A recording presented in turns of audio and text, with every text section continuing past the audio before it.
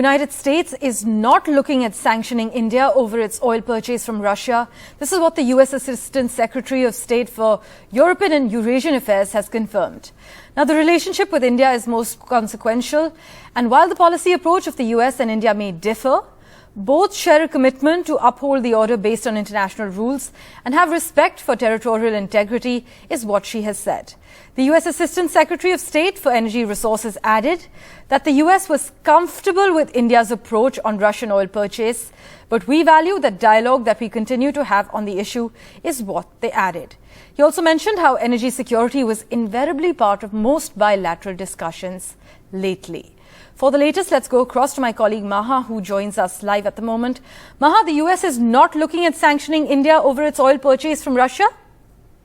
Yes, absolutely. And this has been clear since day one because of the fact that the sanctions on Russia for oil purchase are not the same as the ones that we had seen in Iran. In Iran, even a secondary sanction, for instance, a sanction not just on the country and its oil exports were under the scanner of the U.S., but even the secondary countries that would have dealt with Iran. And that is why India had to bring down its exports of oil from Iran to zero in 2018.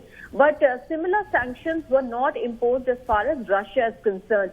But despite that, the growing criticism that India was receiving in the initial part of last year, when India had started exporting much more, importing much more oil from Russia, going from 1 to 2% now to almost 22% in October last year.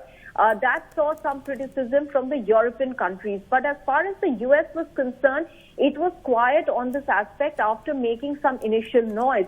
And the sense that we were getting was that U.S. was perhaps comfortable with the manner in which India had also managed to get a discount on the oil, 30%.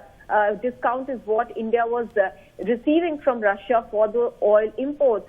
The price cap also that the Western nations, the G7 countries, have brought in Parmeshwara, largely, as they say, to control the kind of revenues that Russia can make, which they believe is fueling Ukraine war.